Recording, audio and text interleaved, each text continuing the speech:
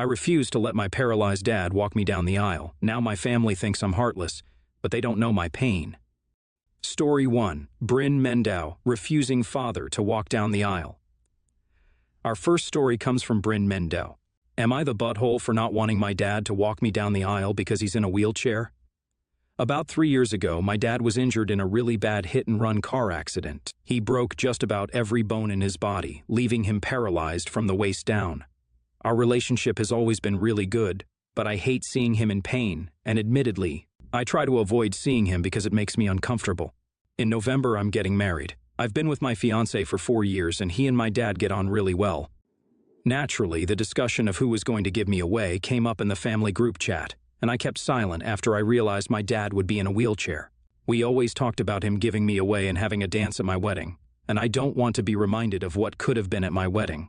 I messaged my mom privately and told her I want my uncle to walk me down the aisle, as we're incredibly close. She naturally asked why, and I told her my dad being in the wheelchair would add complications to the wedding. The walkway would have to be widened to accommodate his wheelchair, and he wouldn't be able to hold my arm or give me a proper hug. She was outraged, called me an ableist piece of shit, and removed me from the group chat. My aunt has since called me, telling me my dad is absolutely devastated. Am I the butthole? Update. I appreciate all the people who have messaged me, offering me support. Your kind words have meant a lot to me whilst rifling through a bunch of messages telling me to do horrible things to myself. Regardless of what you think of me, telling me these things isn't okay. I'm going to call my dad tomorrow. Our first comment comes from Roxy McFly. You're the butthole, one awful daughter. You avoid him because it's hard on you? What about him? Now you don't want to accommodate him to walk you down the aisle? God, you should be ashamed of yourself. Your fiancé should take a long look at who he is marrying. Followed up by, also, do you know how many brides don't have their dad because they are dead or deadbeats? You should consider yourself lucky to have one. Froggerella, yep, exactly this. I'd give anything for either of my parents to simply still be alive at my wedding next year. Now, I think most of us are going to agree on this one, that Opie is definitely the butthole in this situation. I mean, how horrible is it that your dad is already going through all that by himself anyway, to then have his daughter say that he can't walk her down the aisle? I can imagine he would be absolutely heartbroken from that. I think they need to have a long discussion. What do you guys think about this story? Let me know in the comments below, and don't forget to vote in that top right-hand corner. 2. Story 2, Throwaway Account. Refusing to attend family gatherings because of a family friend. Our next story is from a throwaway account. Am I the butthole for refusing to attend any family gathering that a mutual family friend will be at, after he made explicit sexual jokes about me? I, a 23-year-old female, am refusing to attend any family gathering that this mutual family friend, a 26-year-old male, attends, after he made, in my opinion, disgusting sexual jokes about me. For the sake of this post, I will call him John. Around 3 months ago, my boyfriend, brother, John, and the other guy friends went to Vegas for a boys' trip. On the way home from this trip, John thought it'd be hilarious to start making jokes about me liking black guys in front of my boyfriend. I think it's relevant to note my ex-boyfriend was a black man. They were driving when he pointed out a black car in front of them, saying, "Oh, I bet my name would like that car." Everybody was confused and asked why. He responded saying, "You know, she likes big black things," and starts laughing. My boyfriend, obviously pissed, asked what the hell he's talking about. He adds on, saying, "Come on, bro, it's no secret she likes BBC." My boyfriend tells him to get the fuck out of his car, along with the other friend who was laughing also. He drops them both off and explained to me what happened when he got home. The next day, the other friend who laughed along reached out with a lengthy apology, saying how inappropriate that was, and he shouldn't have gone along with the joke. John never apologized. A few days later, he tried to claim my boyfriend cheated on me Saturday night to my brother, which then sent my brother into a frenzy, who stayed back Saturday night. My boyfriend had to provide receipts for everything just to prove all these were false accusations. Following this, the only message John sent was 2 weeks later, asking my boyfriend to come out to the bar, and when he got no response, sent another message saying, "You're whipped." As I found these jokes not only disgusting and disrespectful to our relationship, but also insanely creepy that you would think to say those things. Then to falsely accuse my boyfriend of cheating in what I suspect is an attempt to break us up. My family are well aware of all of this, including my brother, who now knows he lied. They continue to invite him to family events and hang out with him. Despite my clear communication, it makes me uncomfortable. I'm never going to tell someone to stop hanging out with someone, but it is honestly extremely hurtful that my family will continue to associate with someone who would do something like this. My mom, dad, and brother have continued to pressure me to just forgive him and move past this. My mom saying, it's just boys being boys, even being pressured to invite him to my own graduation party. My dad is very close with John. When I told him he would not be attending, he tried to guilt me by saying, okay, that's up to you. If you want a boring party with no one that's coming, that's your call, and I need to drop the grudge. I explained that some things are unforgivable, and I no longer associate with this person, not to mention, as a woman, how uncomfortable the nature of the jokes are, makes me. The massive thing that jumped out to me here was when the comment that boys will be boys. I hate it when people use that. And someone must agree with me below. Dancing in a hot tub said, not the butthole. I'm sorry, but the only buttholes are John, your parents, and your brother. Boys will be boys is his bull, and is used to explain away a lot of crappy behavior so that people don't have to hold others accountable and keep living in a bubble. What is it about John anyway that they'll pick him over you? Why is his comfort more important than yours? Maybe if you phrase your questions in an equally manipulative way like that, Dad will get it. I know this sub doesn't like this tactic, but I know narcissists, manipulative people, and they don't understand empathy. You gotta outmind game them so they can possibly see your point of view. I'm finding it really strange that the family's treating it that way. That's ridiculously. What do you guys think about this? Let me know in the comments below, and don't forget to vote in that top right-hand corner. Story 3, not wanting dad's newly found daughter around all the time. Our next story is, am I the butthole for not wanting my dad's newly found daughter around all the time? My mom and dad have been married for a little over 20 years. They got married when my mom was 18 and my dad was 21. Apparently, the start of their relationship was a bit rocky, and my dad cheated on my mom a few times, which, without his knowledge, led to his daughter, Tessa, a 19-year-old female. I don't know the details, but my mom forgave my dad, and they've been great since. They have 3 kids, me, a 16-year-old male, and my sisters, Danielle, a 15-year-old female, and Tanya, a 13-year-old female. My parents are pretty great, all in all.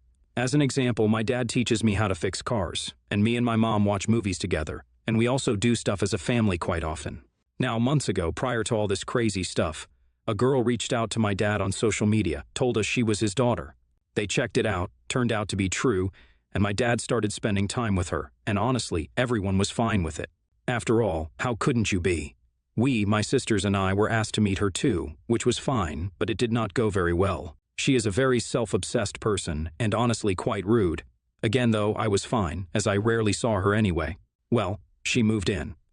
Apparently, her mom finally had enough of her because of her attitude and the fact that she doesn't go to work or go to college. She told us a similar story, making herself out to be the victim, but that's what her mom told my dad.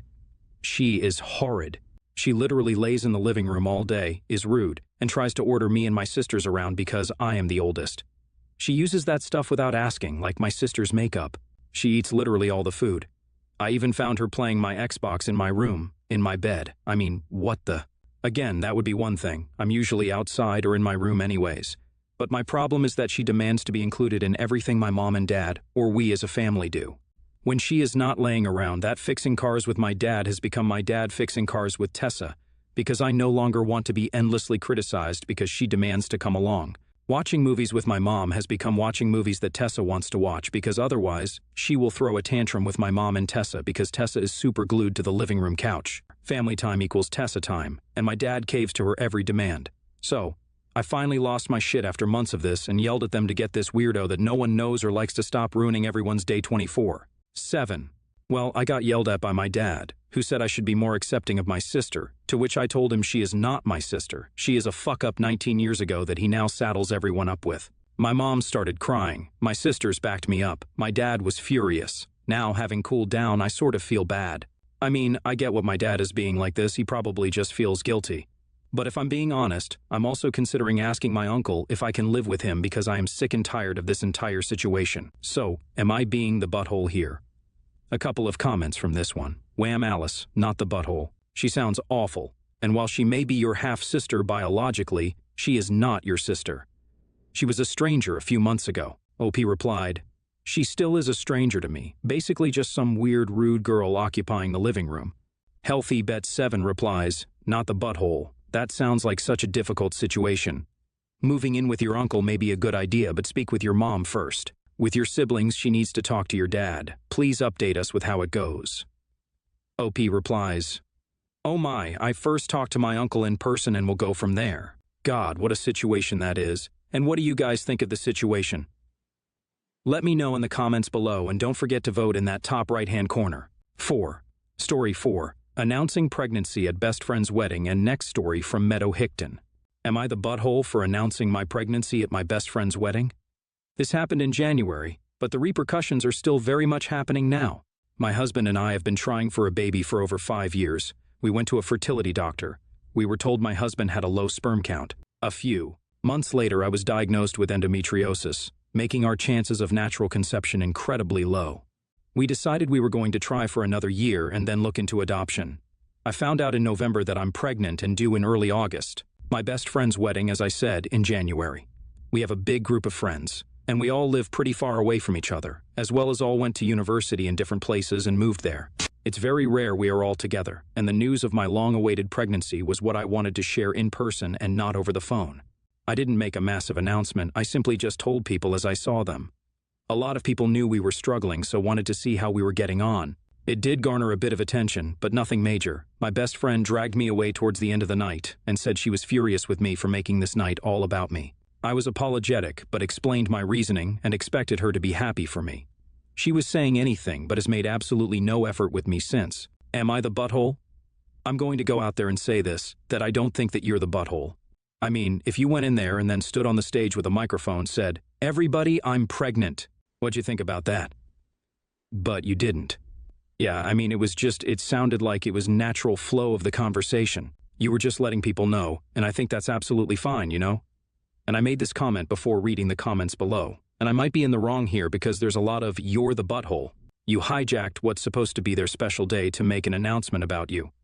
And also saying things like, you were maybe 2 months pregnant, so you had like 7 more months to announce it. So, I can kind of see that point as well, but I just don't see it as that big of a deal. I'm not sure. So, I turn to you guys. What do you guys think about this situation? Let me know in the comments below, and don't forget the vote in this top right-hand corner. 5. Story 5. Not going back to dad's because of stepkids I'm next door. It's from Cruel Listed. Am I the butthole for not going back to my dad's because I can't handle his stepkids anymore?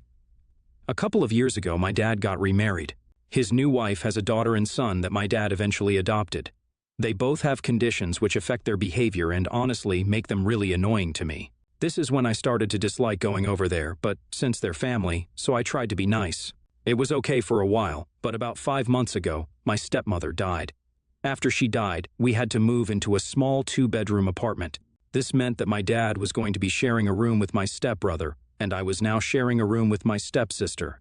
The lack of privacy and her always getting into my personal space and into my stuff is driving me crazy. Without my stepmom, my dad needs a lot of help with the kids, so I often have to watch and take care of them myself, which is exhausting as they need constant attention. Even when my dad is there, there's nowhere to get away from them or have time to myself. I've talked to my dad about it, and he says he knows it's tough, but in the end, just makes me feel guilty for not wanting to be around them so much. Last week, I had to watch them while my dad went to the grocery store. We were doing fine and just watching TV. She was getting upset because I wouldn't cuddle with her. I really dislike close contact. Then her brother wanted to do something else and got upset because I wasn't going to do it with him. I tried to tell her, let's give you the thing her brother wanted to do, but she wanted to finish the movie and wouldn't let go of my arm. It all just went crazy from there, with them yelling. I just couldn't handle it anymore, so for the first time, I went to my room and locked myself inside. At one point, my stepsister was screaming at the door for me to let her in. When my dad got home a little while later, he started yelling at me for locking myself in my room when the kids were upset. Then he told me how to go to apologize to them and clean up the mess because the kids had trashed the place. When he said that, I just left. I walked out the door and kept walking for a while. Eventually, I called my mom to pick me up. I told her everything that happened. She talked to my dad about it and got him to understand that it was getting overwhelming for me. He did apologize to me and said he would work on doing things differently and has been looking for a babysitter to help. But even taking that into account, I just don't want to go back there at all or see them again. There's just so much calm at my mom's. Like, she and my stepdad have other kids now too, but they're much easier to deal with, and I actually like spending time with them sometimes. I also actually have privacy there. My dad's been asking when I want to come back because he and the kids have been missing me, and how my stepsister is especially sad. All I can think of at this point is I just don't care they're sad anymore. I just don't want to go back, ever.